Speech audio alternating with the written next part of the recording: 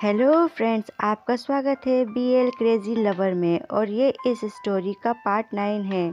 Please friends, अगर आपको ये स्टोरी पसंद आए तो लाइक एंड सब्सक्राइब करना ना भूलें। धन्यवाद।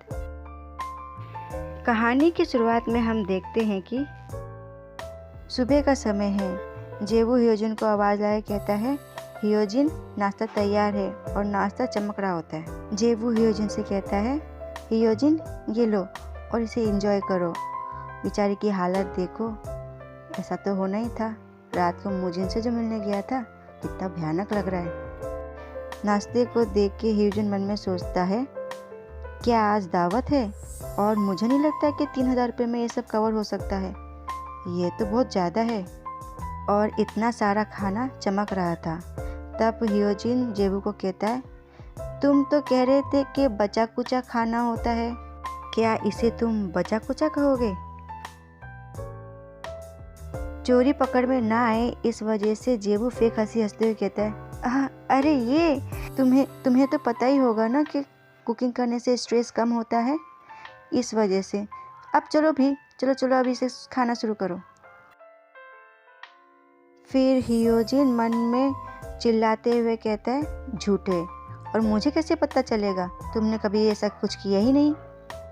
वह चम्मच से सूप को उठाते हुए कहता है और मन में सोचते हुए, देखो इसे, कहने के लिए तो ये रेडी सूप है, पर ये चिकन सूप ज़्यादा लग रहा है। इसमें चिकन दुनिया भर का डला हुआ है। फिर हियोजिन सूप को खाता है और मन में कहता है, इन दोनों का कॉम्बिनेशन बहुत अच्छा है। मुंह में घुल से गए हैं, कितना टेस्टी लग रहा है।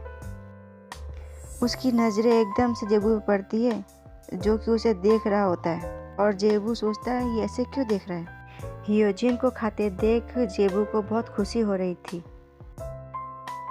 हियोजिन जेबू को देख के कहता है, क्या हुआ? फिर जेबू कहता है, नहीं कुछ भी नहीं, तुम्हें और चाहिए तो और लो। और मन में कहता है, शायद इसी को माँ का प्यार कहते हैं। मुझे माँ जैसी फीलिंग आ रही है। फिर जेबू खाने को पकड़ता है और खाता है। ये सोया सॉस चिल्ली, इसे भी ट्राई करो, ये बहुत अच्छे लग रहे हैं। हियोजिन कहता है, अच्छा हाँ चलो ठीक है।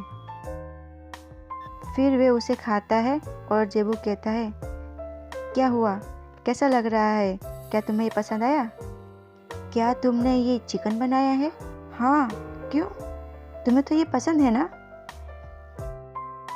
और हियोजिन कहता है, नहीं, बस बात वो थी कि जब भी मैंने इसे खाया है, बहुत सस्ती दुकानों से खाया है। और मन में खुश होकर कहता है, मुझे ये पहली बार पता चला है कि मुझे बाहर के खाने से ज़्यादा घर का खाना पसंद है। उसकी प्लेट को खाली देख जेबू कहता है, फिर जेबू हियोजिन से कहता है, क्या तुम्हें और चावल चाहिए? हाँ ज़रूर, शुक्रिया। जेबू कुकर से गर्मा गर्म चावल निकालते वक्त कहता है, वैसे आज रात को तुम काम से घर कब आओगे? क्या तुम्हें और लेट होगा? जेबू को जानना है कि हियोजिन मुजिन को घर कितने बजे तक कब लेकर आएगा। फिर हियोजिन कहता है, मैं कोशिश करूँगा डिनर के टाइम तक आ जाने की। फिर जेबू खुश होकर कहता है, अच्छा डिनर टाइम, ठीक है। और जेबू मन में सोचता है, क्या ये सही रहेगा कि सारे दिन भर किसी इंजर्ड पर्सन को बाहर रखना? और ज़्यादा ज़रूरी बात तो ये है कि वो वहीं पे रुका रहे। और अगर किसी ने पहले से ही इस बात की रिपोर्ट कर दी तो? जेबू फिर अपनी ही सोच में रोटी पकाते हुए कहता है, अगर ऐसा हुआ तो ये और भी ज़्यादा मुश्किल हो जाएगा, जैसे कि वो कभी आया ही नहीं था। हियोजिन के लिए उसके मन में कभी कोई इंटरेस्ट ही नहीं होगा, जबकि वो उसका सोलमेट है। और हमें मुजिन बाय बाय करते हुए कूल बन के जाते हुए दिखाई जाता है। अब बस हमें ये करना है कि स्टोरी लाइन जैसे चल रही थी पहले, उसे वैसे ही चलाना है, नहीं तो कुछ भी हो सकता है। जेबू के दिमाग में काफ़ी बातों का गड़बड़ चल रहा होता है। मेरे ख्याल से मुझे लगता है कि अभी इनका समय नहीं आया मिलने का, और मुझे लगता है कि जैसा अभी हो रहा है वैसा ही बाद में भी होगा। मुजिन फिर से जख्मी होकर शायद उसी जगह आएगा। मेरे ख्याल से मैं ज़्यादा थक गया हूँ, इस वजह से मैं फालतू और ज़्यादा सोच रहा हूँ। फिर वह चौंक के कहता है, नहीं, ऐसा होना बहुत मुश्किल है, ऐसा हो ही नहीं सकता, क्योंकि मैं इस काल्पनिक दुनिया में हूँ, तो मुझे नहीं लगता कि मुझे वापस से इतनी बुरी तरह से दोबारा जख्मी होगा। फिर वह हियोजिन से कहता है, हियोजिन, आते वक्त तुम पूरे रास्ते को अच्छे से चेक करते हुए आना, खास करके गलियों को। हियोजिन को कुछ समझ नहीं आता। वह कहता है, चेक करो गलियों को, पर क्यों? हाँ, सही कहा, हो सकता है अगर कोई आदमी वहाँ पर हो जो कि जख्मी हो तो उसकी मदद करनी चाहिए तुम्हें। फिर वह चॉपस्टिक को टेबल पर पटक के कहता है, हाँ, अगर ऐसा हुआ तो मैं पुलिस को या हेल्पलाइन सेंटर में फ़ोन करूँगा। और तुम्हें नहीं लगता इसे कॉमन सेंस कहते हैं? ऐसा सब लोग करते हैं। फिर जेवू अपने गालों पर स्क्रैच करते हुए शक पका के कहता है, हाँ, तुम सही कह रहे हो, हेल्पलाइन, कॉमन सेंस, हाँ, सही कहा। फिर हियोजिन उसे कहता है, मुझे समझ में नहीं आ रहा कि आखिर तुम रात से मुझे क्या कहना चाह रहे हो, पर अगर तुमने किसी इंजर्ड पर्सन को देखा रास्ते में तो तुम्हारे पास फ़ोन है, बस रिपोर्ट करना, और उसकी मदद करके तुम किसी भी अनजान मुसीबत को दावत देने की कोशिश मत करना। और वैसे भी आजकल का ज़माना ऐसा है जहाँ कोई किसी की मदद नहीं करता, और तुम भी मत करना। और इतना तो तुम्हें भी पता होगा, अगर किसी जख्मी इंसान की हम गलत तरीके से केयर करेंगे तो उनके लिए और भी बुरा होगा। इन सब चीज़ों के लिए हॉस्पिटल है, ये मुझे तुम्हें बताने की ज़रूरत नहीं है ना? और हियोजिन की इतनी सारी बात सुनने की वजह से जेवू को तो चक्कर ही आने लग गए थे। वह कहता है, वैसे मेरा मतलब है, और मन में सोचता है, इसकी कही हुई हर बात सही है, मैं इससे कैसे आर्ग्यू करूं? पर जो भी हो, तुम इस कहानी के मेन लीड हो और वो तुम्हारा सोलमेट है, मैं ऐसे कैसे मान सकता हूँ?